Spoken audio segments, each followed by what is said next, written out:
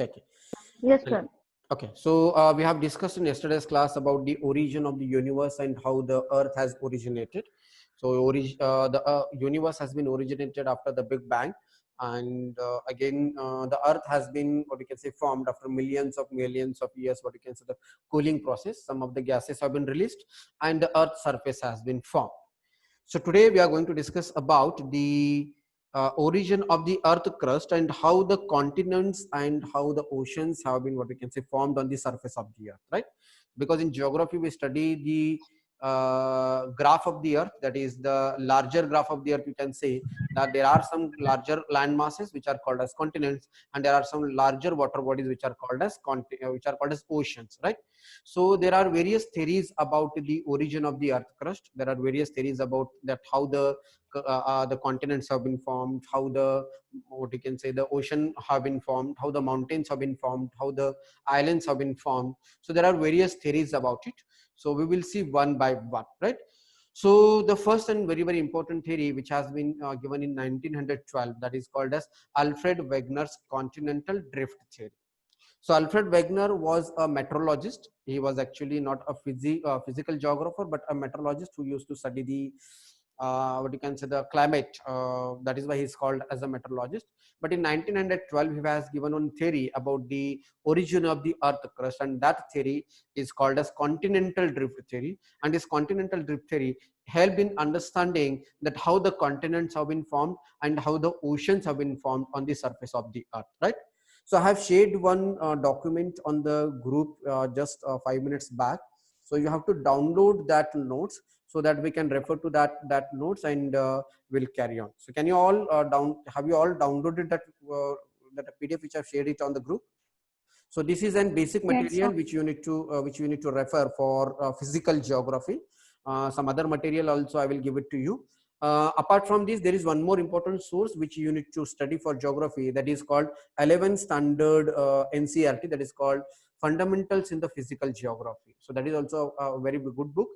Majority of the questions which earlier UPSC used to ask, that was from the 11th standard NCERT. But as I told you in yesterday's class, no questions from the core geography is being asked in the UPSC prelims exam as well as in the mains exam. So I don't think like you don't need to memorize that book, but you have to read it once so that you can understand the core geography, so that you will be able to relate it with the other topics of the UPSC. Fine. So I am sharing you the screen so that you can see it out. Okay. So can you all see the screen now? Is it visible? Hello. Is the screen visible? Yes, sir. Yes, sir. Yes, sir. Yes. Yes. Okay. So here you can see that geography means geography deals with the study of the earth's surface, and geo means earth, and graph means the landforms, various landforms which are there on the surface of the earth. That is example landforms like mountains, plateaus, valleys, continents, oceans. So in geography, in physical geography, what we study, how these landforms are formed, how the continents are formed, how the oceans are formed, how the mountains are formed, how the plateaus are formed, how the valleys are formed, how the plains are formed, what are the different, what you can say, the mechanism or different ways or different processes, different phenomena through which all these landforms are formed. These are called as, what you can see, that what we study in geography, right? So geography has three branches, that is physical geography, in which we study the physical aspect of the earth's surface. Second is economic geography, where we study the economic aspect of the geography, which we have studied yesterday. And fourth is called as human geography, where both the impact on the influence of the physical geography and economic geography on the human being that we study, and also human being also influences the physical geography and economic geography that we study in the human geography. The fourth point which I have added here, that is called as environmental geography. Now recently majority of the what you can say, the study is related to the environment, and that is why the fourth branch has been added into the geography, and that is what is called as environmental geography. So once you understand geography, you may also understand the environment and the problems related to the environment and issues related to ecosystem and ecology that we will discuss later on. So physical geography, we are going to start with. Physical geography deals with the physical aspects of Earth's surface, like the processes of various land formation, economic geography deals with the economic resources and their utilization, while the human geography deals with the impact of physical setting and economic resources on human being in the given geographic area, right? So when we are studying the Indian geography, what we need to study, that what are the various physical features of the India, then what are the economic importance of those physical features, and how the Indians are being able to utilize their economic resources, physical resources for the benefits of the human being. That is what we study in the economic geography and physical geography and the human geography, right? So first we will be discussing the geography of the world, then we will go to the geography of India in detail, right? The second important, what we can say, the branch of the geography is called as geomorphology. So geomorphology means what? Geo means earth and morphology means morphosis. Morphosis means how the formation or how the formation of the various types of lands have been taken place on the earth. This is what is called as geomorphology. Correct? Geomorphology means what? Geomorphology is a systematic and organized description and analysis of surface landforms and processes, how these landforms have been formed, what are the various processes which taken place while forming the landforms. These are called as geomorphology, and the landscapes and the evolution of the earth, right? As we have seen that earth has been formed around 4.5 billion years ago, right? Around 4.8 billion years ago, it was a big bang. And after some years, like after 300 million years, the process of formation of the earth has taken place. So the around 4.5 billion years ago, the earth surface has been formed, and even after that earth surface has been formed, there are many changes, there are many what you can say the changes, and there are many what you can say the formations have been taking place on the surface of the earth. So that's what we need to study in the geomorphology. So in geomorphology, what we study the surface landforms, the processes of how these landforms have been formed, and also how the whole earth have been evolved over a period of time, that we are going to study, right? So the first important point, or the first important the aspect of the study of the geomorphology, is that how the continents and how the oceans have been formed on the surface of the earth, right? So the basic concepts related to the geomorphology are first important called as continental drift. So continental drift. So this theory, actually it is a theory, it is not 100% proof, that is why it is called as theory. So continental drift theory is an attempt to explain the present arrangement of continents and ocean basins, right? So all of you know what is the present arrangement of the continents and oceans. All of you must be knowing that where the continents are located, and all of you must be knowing that where the oceans are located. Like all of you know where the location of the Asia. Can I show it to you? The present, what you can say, the arrangement of the continents and the oceans and the basins. So let's see the world map now. I will show you the world map. On the basis of that, we will know what is the current, what we can say, the location of the maps and continents. Sorry, continents and the oceans. So can you all see the screen now? Is it visible? Yes, sir, Yes, it sir. is. Yes, sir. Fine. So I will be taking the physical map of the world. Map plays a very important role in understanding the, in what you can say, the geography. So can you all see this picture which I have selected now? Fine. So can you see here right hand side? So this is the current location of Yes, sir. what you can say various continents and various what you can say the oceans in the on the surface of the earth now. Now this is called Africa. This continent is called as Asia. This is called as Australia. This is Antarctica at the bottom, at the South Pole. Here it is Brazil, and here it is North America.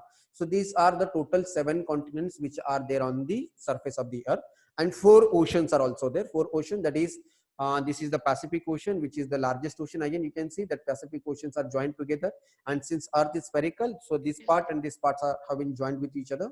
And here you have the Atlantic Ocean, which is the second largest ocean after the Pacific Ocean. Then here we have the Indian Ocean, and here we have the Arctic Ocean, right? So the Arctic Ocean is located in the North Pole, while the Antarctica is located on the South Pole. So in the South Pole, we have a landmass which is called as Antarctica. Why it is called as Antarctica? Because this Antarctica was unknown.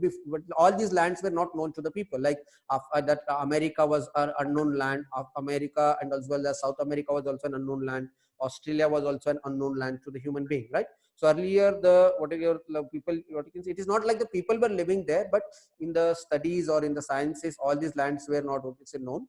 So earlier that India, then Europe, and some part of the Saudi Arabia, and some part of North Africa, here there where the civilization existed. So slowly little these land masses, that is North America, South America, and Australia and Antarctica, have been discovered by many voyages which were taken place in the 14th and 15th century, that we will be discussing in the modern history. But here you can see that the location of the all the continents, it is whether Africa or North America or South America or the Asia or Australia, as per the continental drift theory, it tries to, what we can say, find out the location of the or the arrangement of the continents and ocean, why it is like this. Got it? So according to the Alfred Wegener's theory, sorry, where is my notes? Yeah. Okay, can you all see the notes now? Is it visible to you? Yes. So the theory of the continental drift is an attempt to explain the present arrangement of the continents and ocean basis. So what it explains that why all these continents are located in that place only. That is what is explained, and why the oceans are located in that particular place only. That is explained by the, what you can say, the Alfred Wegener theory, right? So as per the Alfred Wegener theory, the drift of the continent is an attempt to explain the present arrangement and the continents of the ocean basis. Alfred Wegener, regarded as the father of the concept of the continental drift, Wegener hypothesized that the whole, what you can say, the earth was, what you can say, made up of a single land mass, a single, like now we know that there are 7 continents and there are 4 oceans, but as per Alfred Wegener, all the earth surface, like around 200 million years ago, what he said that the whole earth was, what you can say, made up of a single landmass, a large landmass, and he called it as a Pangea, right? Pangea means what? Pan means the all over the world, and Gea means the earth, right? So Pangea is a Greek word. So Alfred Wegener was a German geographer, but he used the Greek word in his what you can say, in his theory. He says that the whole earth was, what you can say, divided into two, what you can say, the two, what you can say, the areas. One is called as the land masses, which is called as Pangea, and the large, and there was only one ocean which was surrounded by, what you can say, which had surrounded this Pangea, so which it call it as a Panthalassa, right? So there was one large ocean body, there was one single ocean, that is called as Panthalassa, and one small, what you can say, the landmass, sorry, a large landmass, which is called as Pangea, right? So as per Alfred Wegener, this large landmass, due to some reason, it got broken. It got, let's say, it was broken down, and then all the land masses, small, what you can say, the land masses, they got drifted away from each other, and then all these landforms have been formed. That is what is the hypothesis. That is what is the theory of the continental drift, right? So while giving this theory, Alfred Wegener has given something in support, or some evidence in support of his theory, because he said that the whole world map, when we say the whole world map, that can fit into a jigsaw fit. Jigsaw fit means what? Yeah, that this part of the Africa can fit into the, sorry, this part of the South America can fit into the this part of this, what you can say, the part of the Africa, and this part of the what you can say, the North America can fit here, and this part of the Australia can fit into the India. So what he used to say, that the whole earth was, what you can see, it was a single landmass, but due to some reason it got drifted away, it got broken, and it was drifted away, and in this way the 7 continents and the, what you can say, the 4 oceans have been created. That is what Alfred Wegener said. It's a very simple theory. As per Alfred Wegener, what he tried to hypothesize that there was a supercontinent, which he called it as a supracontinent, that is Pangea, and that broke up into Laurentia. Laurentia means here you can see, like, I guess at the bottom he must have given if it is there. Laurentia means what? Waters. Yeah, here you can see the Pangea was like this, that all the landmass was, there was only single landmass around 225 million years ago. In some book it is mentioned 200 million years ago. In some book it is mentioned 225 million years ago, because again it is a just an guesswork that whether it is around 200 million years ago. So that got broken into 2 pieces. One is called as Laurentia, and southern part is called as Gondwana. Right, so you must have heard this word, Laurentia and Gondwana. So the Pangea was broken into 2, what you can say, the land masses. One is called as Laurentian, and another is called as Gondwana. So this has happened around 150 million years ago, as per Alfred Wegener, right? So the single landmass broken into 2 land masses, Laurentian and Gondwana, and here you can see this middle part, which is called as Tethys Sea, right? So Tethys Sea has been formed here. Like you must have heard about Tethys Sea. Like today we have a mountain range called Himalaya, where the Himalayas are located. There it was actually a Tethys Sea. No, can you see here? It is the part of the India. So here it was actually a Tethys Sea sometime. So when these two Pangaea was broken into two land masses, that is Lawrence and Gondwana, this part is called as, this part of the world was called as Tethys Sea. So again, these two land masses, that is Lawrence and Gondwana, further broken down. That Gondwana was broken down into South America, then Africa, then India, then Antarctica and Australia. And the Laurentia was broken down into again two, what we can say, the land masses. One is called North America and another is called as Europe and Asia. They again further, what we can say, drifted. They again drifted, and again the now the present location, that is the today's location of the continents of all over the world, that is North America, then South America, then Africa, then Australia, Antarctica, and India, and Asia and Europe. So here you can see that this part of the landmass become the South America, this part of the landmass become the Antarctica, this part of the landmass become the Australia, and this part of India, this part India has went and joined with the Asian part, right? So this got drifted away and this got drifted away, and it has been, what you can say, attached to this particular area of the Asia. And then North America is again the part of the Laurentia, which was again broken down, and it was drifted towards western, what you can say, the west of the Asia, right? So Alfred Wegener has tried to explain this, what you can say, the arrangement or the location of the continents, why they are located in this particular area, by this continental drift theory. So continental drift theory, very simplification of arrangement of the continents and the oceans. But again, continental drift theory, the reason, because when the theory has been proposed by Alfred Wegener, he has given also the reasons that why the continents drifted. So two reasons which have been given by Alfred Wegener. One reason was that because of the gravitational pull of the North Pole and South Pole, this landmass got broken down, and that is why it drifted towards north, and it drifted towards, what you can say, the south. And again, the South America, North America, why it drifted towards the western side, that is toward the west, that the reason was given by Alfred Wegener was the waves of the oceans, like oceanic waves was given the reason for the, what you can say, the drifting of this continent. So you can see that Alfred Wegener's theory, the whole continent, that is the land masses, was drifting over the oceanic water, and they are still drifting as per the, what you can say, the Alfred Wegener. So he has given one more evidences in support of his theory. He said that the land masses, so you can see that one, to he has given a jigsaw fit. Second thing is that the flora and fauna of this region and flora and fauna of this region, that is the eastern coast of the Africa, sorry, eastern coast of the North America, and the eastern coast, sorry, eastern part of the South America, North America. Hello, bolo na.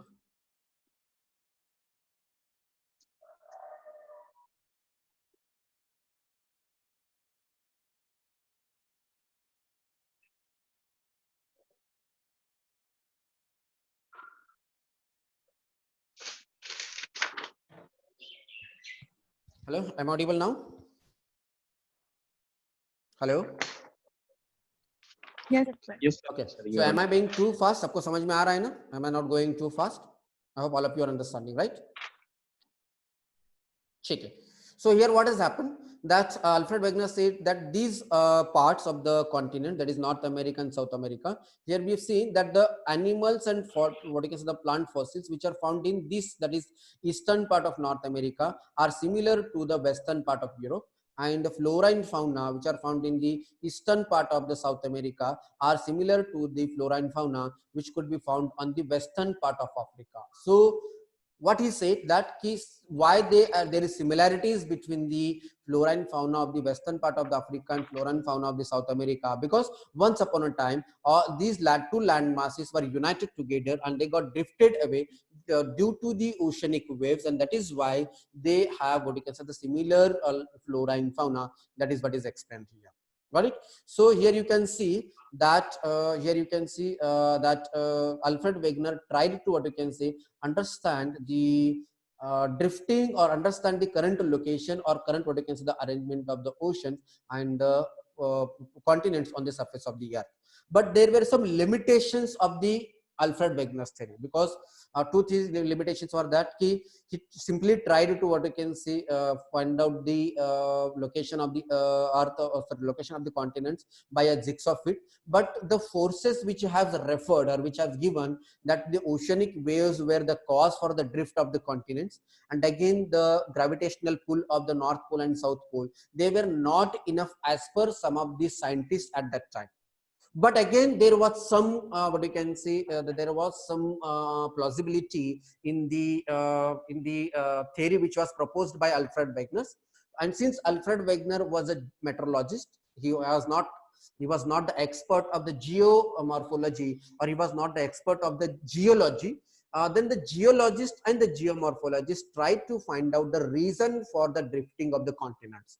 So they agreed that the continents are drifting, but the causes for the drifting of the continents, which Alfred Wegener suggested, that the oceanic waves and the gravitational pull were not enough to what we can say breaking down of the continents. And that is why the many theories have what you can say been put forward later on to find out the reason for the location of the continents and location of the oceans in the present what you can say the day.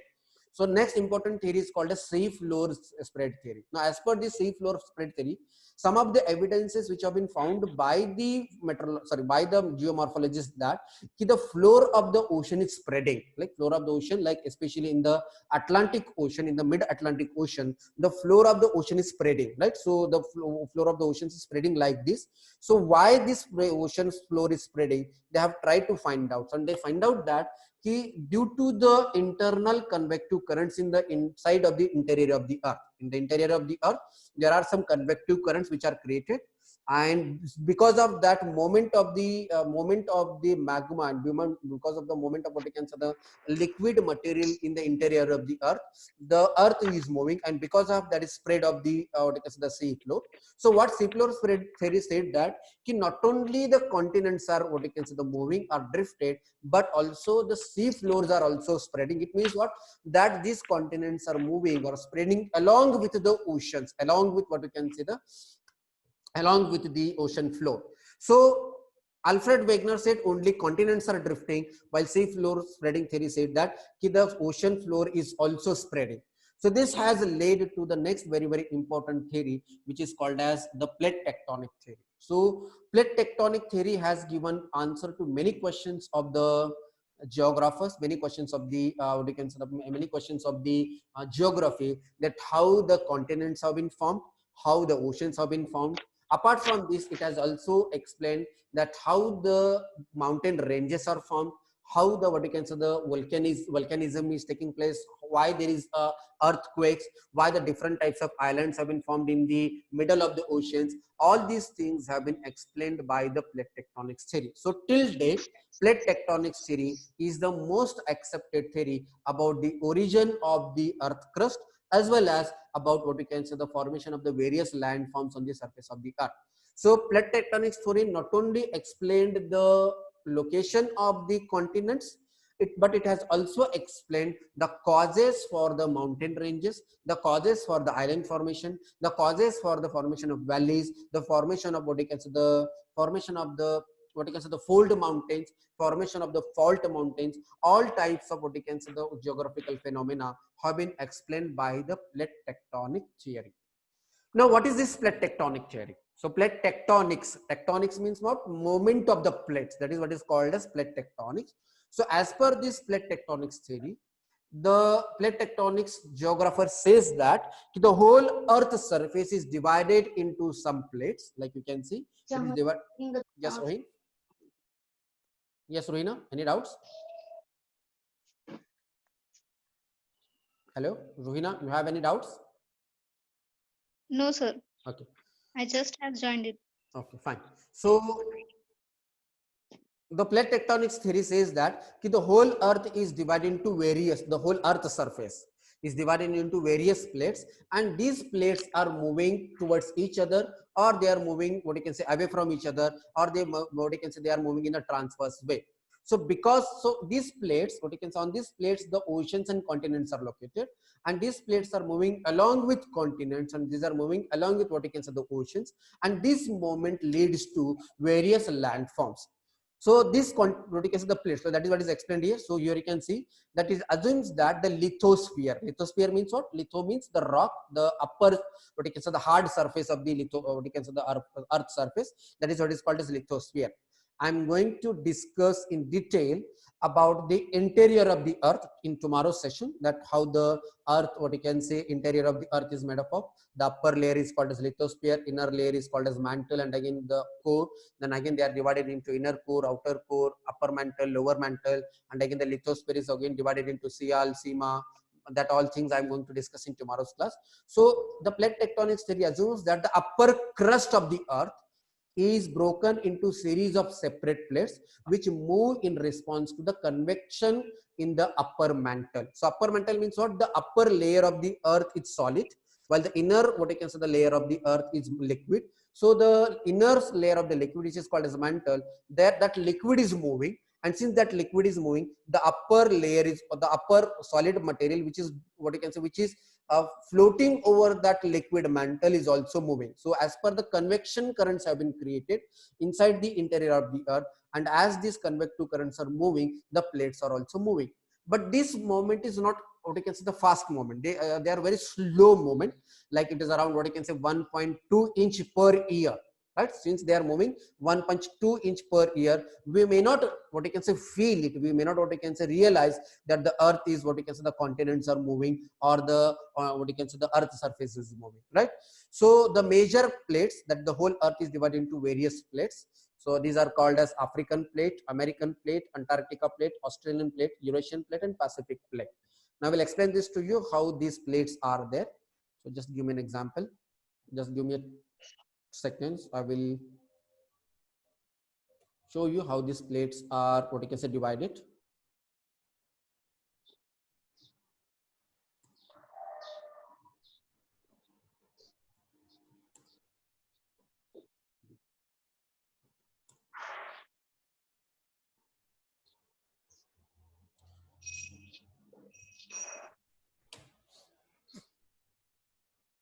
We have left 10 minutes, but after the 10 minutes, we will resume again by using the same link.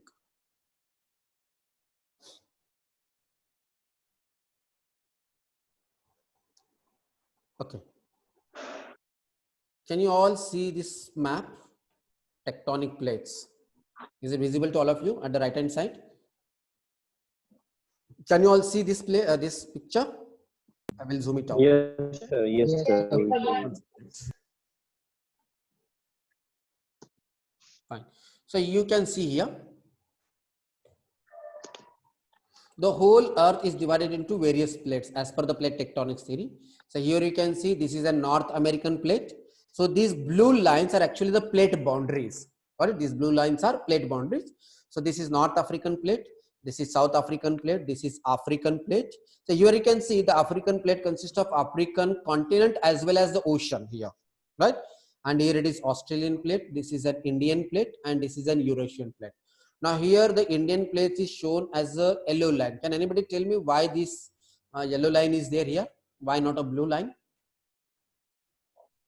Because this plate has been joined here now. This is again a smaller, now the major plates अगर आप देखोगे तो ये पूरा major plate है अभी, but now it has been welded here, like it is what you can say, it has been joined to this Eurasian plate. That is why it has been shown in a yellow line. Got it? So the whole earth, as per the plate tectonics theory, the whole earth is divided into such plates, and these plates are always moving away from each other, or they are moving what you can say towards each other, or they are what you can say they are moving transversely to each other. Like for example, here you can see these two plates, that is this Pacific plate and this North American plate. They are moving towards each other. This plate is moving in this direction, and this plate is moving in this direction, right? So here you can see that Indian plate is moving in this direction, and the Eurasian plate is also moving in this direction. And here you can see that in African plate is moving in this direction, while this Caribbean plate is moving in this direction. Like so, in the middle of the in the middle of Atlantic Ocean, the plates are moving away from each other. Like so, this middle Atlantic Ocean, this is moving this This is moving away from each other, and that is why here a mid-Atlantic oceanic ridge is formed here. So what is the mid-Atlantic oceanic ridge, that we will discuss later on. So as per this plate tectonics theory, the whole earth is divided into various plates, that is African plate, American plate, Antarctica plate in the south, at the south. Here you can see this is called as Antarctica plate. Got it? This is Antarctica plate. And what you can say, the Australian plate and Eurasian plate and Pacific plate. So these are the major plates.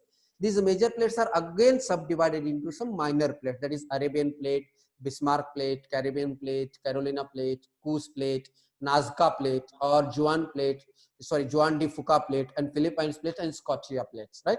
So these are the they are further divided into some smaller plates. So as per the plate tectonics theory, all these plates are moving, and they are moving on the, what you can say, the molten magma. Depending upon the direction of the movement of the molten magma, they are either moving away from each other or they are moving towards each other, and depending upon whether the plate is moving from away from each other, the various landforms are formed, right? So if the these plates are moving towards each other, then a unique types of landforms are formed, and when the plates are moving away from each other, then unique types of landforms are formed, right? So different types of plate moments, that is called as constructive, or what you can say, the diverging plate boundaries. So why these are called as divergent plate boundaries? So divergent plate boundaries means what? Suppose these are the two plates side, and these plates are moving away from each other, like so. These are moving away from each other. So what will happen here? You can see that when those plates are moving away from each other, so in this middle part, what will happen? A new oceanic plate, or a new, what you can say, the surface will be formed, because when these plates are moving away from each other, the magma will upwell, and the new, what you can say, the surface will be formed in the between region, and that is why they are called as constructive boundaries, or constructive, what you can say, the divergent.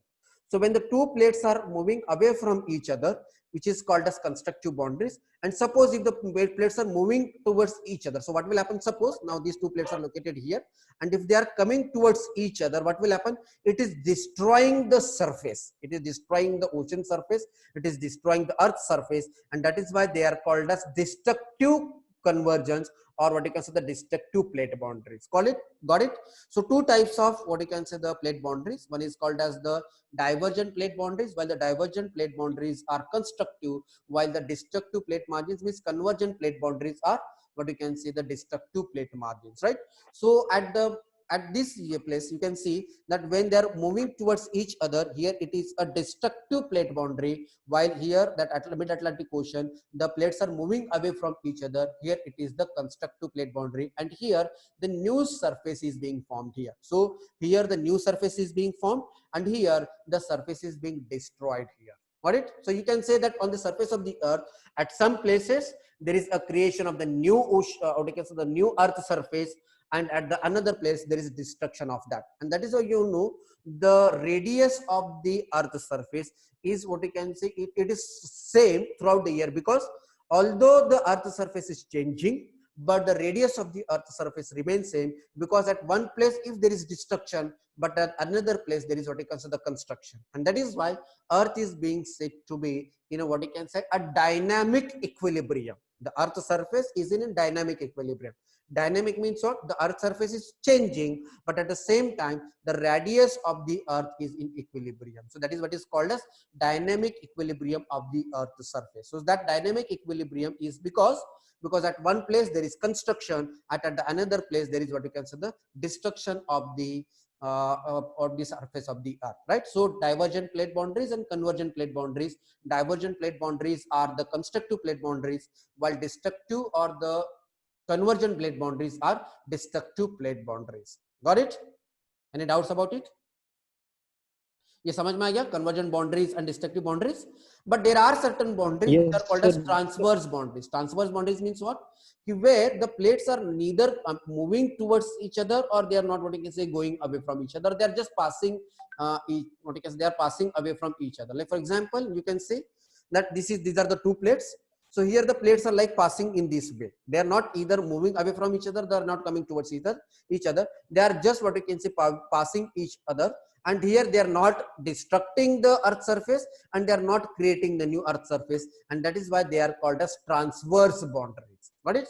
So the example of the transverse boundaries is here. So here the Nazca plate, here this plate is moving from each other and this is moving in the south direction. So this is the best examples of the transverse boundary. So the transverse boundaries, that is Juan de Fuca plate and the North African American plate are the example of what we can say the transverse plates or the transverse plate boundaries or the transverse moment of the plates. So what is continental drift theory? Check it. Now when this continental drift theory is explained that the plates are moving away from each other and moving, or you can say, towards each other, it has explained the force, because continental drift theory was failing in explaining the force for the moment of the, what you can say, the continent, while the plate tectonic theory has explained the force for the moment of the plate. And what is the force of the moment of the plate as per the plate tectonic theory? The convective currents which have been created in the interior of the earth surface, those were the regions for the, what you can say, the moment of the plate tectonics. That is what is explained as per the plate tectonics theory. Got it? So this is the plate tectonics theory. Any doubts about the plate tectonic theory?